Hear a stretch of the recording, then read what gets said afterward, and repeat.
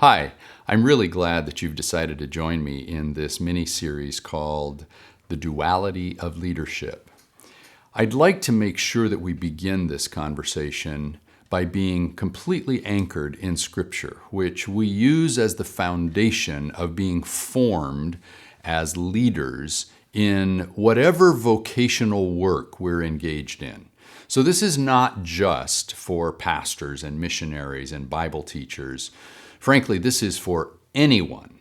And my hope is that you will acknowledge the spiritual dimension of who you are, and because of that, what God has to say about how you were made is really important. And for us to understand what God has to say about how we were made, we go to Scripture, because that's the most evident way that God has revealed Himself and His intention about our lives to us. There are many other ways that God has revealed Himself to us, through creation and through our inner conscience and through history and tradition and so forth. But Scripture is a really vital way.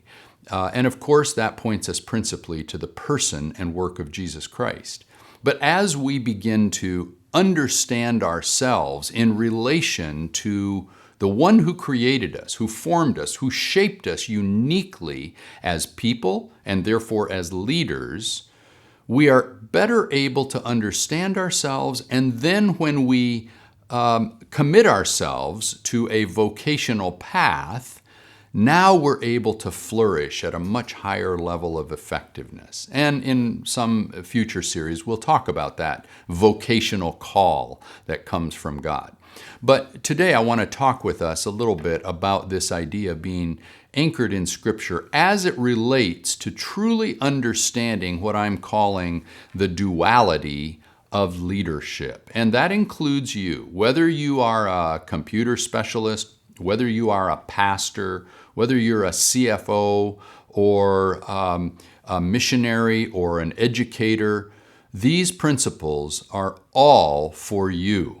So I hope that we can walk this journey together and explore this for your betterment and for a better confidence level in you as you live out your vocational calling, wherever that may be.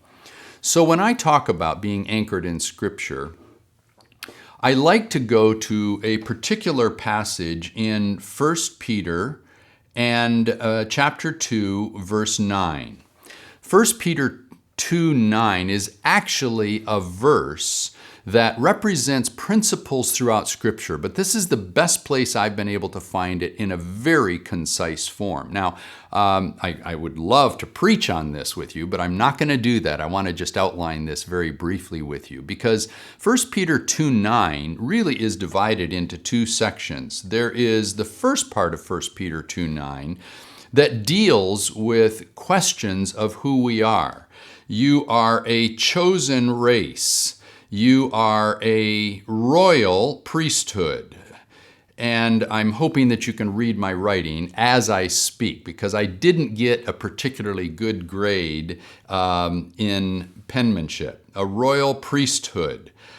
You are a holy people or a holy nation, and you belong to God. In other words, we are God's people. You belong to God. Now, each one of these things has a deep significance to it, and I'm not going to take the time to unpack these, but understand that when we're told that we are a chosen race, it doesn't mean ethnicity or language or nation of origin. It means a people who have been marked by God. We have been imprinted by God through His image, and then later in Scripture we understand that that marking comes in a very physical form. And then in the New Testament, Jesus says that I'm not talking about circumcision of the flesh, I'm talking about circumcision of the heart. So we are marked by God. We are God's race. And chosen is a very important feature, because you know how important it is when you feel like someone has chosen you. When I was a little boy and I grew up in South America, I didn't know how to play soccer. And as a boy, I would stand around in the circle on the streets with other boys, and we would pick up teams, and I was always the last one to be chosen. But there came a point after an awful lot of hard work and practice, and I wanted to be part of it, that one of the good players looked at me in the eye and said, "I choose you." And it made a big difference in how I carried myself and so forth. Well, can you imagine what it means when God looks you in the eye and says, "You are chosen"? It does something inside of you. It affirms you. It strengthens you. You see, you're chosen. You're a chosen race and a royal priesthood. There are very few times in Scripture where these two concepts go together. Royalty, fellow heirs with Jesus; priesthood, we stand in the gap between the grace of God and the needs of people, the resources of God and the brokenness and hurt of the people all around us. We stand in that gap. That's what priests do. And yet we are royalty because we are fellow heirs with Jesus. A holy nation. Well, I've got a whole other series on holiness unpacked. Suffice it to say that this is not about looking holy or behaving with holy skills or abilities. This is simply a life that is fully surrendered to God, whose principal characteristic is holiness. So when we are surrendered and open to this holy God, God's chief characteristic of holiness will be reflected through us, and people will see God's character of holiness in us. And so that means fundamentally that as a holy nation, we are surrendered to God so that God's nature is more seen in us. That's a very interesting principle that we unpack in another series, but I hope you understand it's not about living up to rules, regulations, and principles, or even doctrines that you check the box, you did a holy thing, or you did certain behaviors, therefore you can say you are holy. No, this is the condition of your life, and a deep identity descriptor of who you are. And God's people. You belong to someone. Now, we know that belonging is really important. In the human race, there's a fundamental need to belong. That's why we have social clubs, civic clubs, Lions clubs. We have membership in churches. We need to belong, and God cuts through the fog and says, "I know you need to belong somewhere. I'm telling you, you belong to me." A lot of people spend a lot of money and time trying to figure out who they belong to, who their biological parents are, and where they came from. God says, "You belong to me." Before anything else, you belong to me. You see, this whole list deals with your identity. And this answers the question of who you are. The second part of 1 Peter, however, moves to a different category. You are a chosen race, a royal priesthood, a holy nation, a people who belong to God, so that you may declare, or you may reflect, or you may proclaim the wonderful deeds of him who called you out of darkness into his marvelous light. So here you are declaring. Now, declaring is more than with words. It is with your life. It is with your words. It is with your actions. It is with your attitudes. You are declaring who you are in missional form. In other words, your activity, you see, this is your activity. Make sure I get it spelled right here. This is your activity, which is the second part of 1 Peter 2:9. The declaring, what you do. Your identity in the first part of 1 Peter 2:9 is who you are, your identity. The second part deals with what you do, how you behave, how you act. One deals with your nature, the other deals with your mission and your activity. Now, what's really important here is the words that go between this. When you read this verse, the words that we translate here are really "so that." Those are the most, or some of your translations may simply say "that." That's the most important word in this whole verse. Why? Because it links A to B. It links the identity to the activity. We are who we are so that we can do what we need to do to advance the mission of God in the world through our vocational deployment.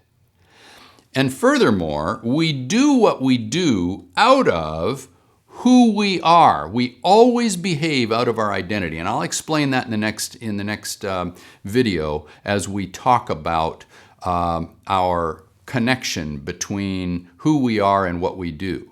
But let me show you that this word is the most important word because it gives meaning to our action and it gives expression to our identity. We are two component parts, and I think you see here this duality that I'm talking about, and there are two parts to who we've been made to be, and this connecting of these two through this singular word helps us to understand that our identity finds its full expression in our activity or our mission.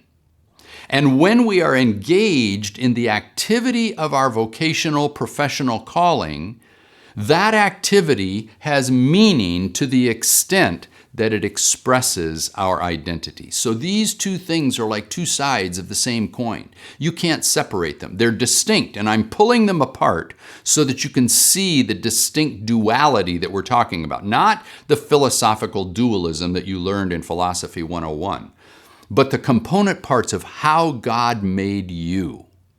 And they're connected. One gives meaning to the other, and the other is the expression of the other, you see. They go together, identity and activity. Who am I and what am I to do? 1 Peter 2:9a and 1 Peter 2:9b.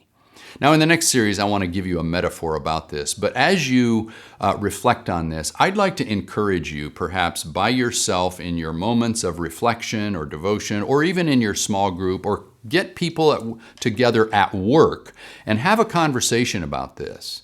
And ask yourself if you have observed experiences in your life that either represent a moment when you have profoundly understood your identity at a deeper level, and other moments when you have found yourself really focused on your activity and how those things connect.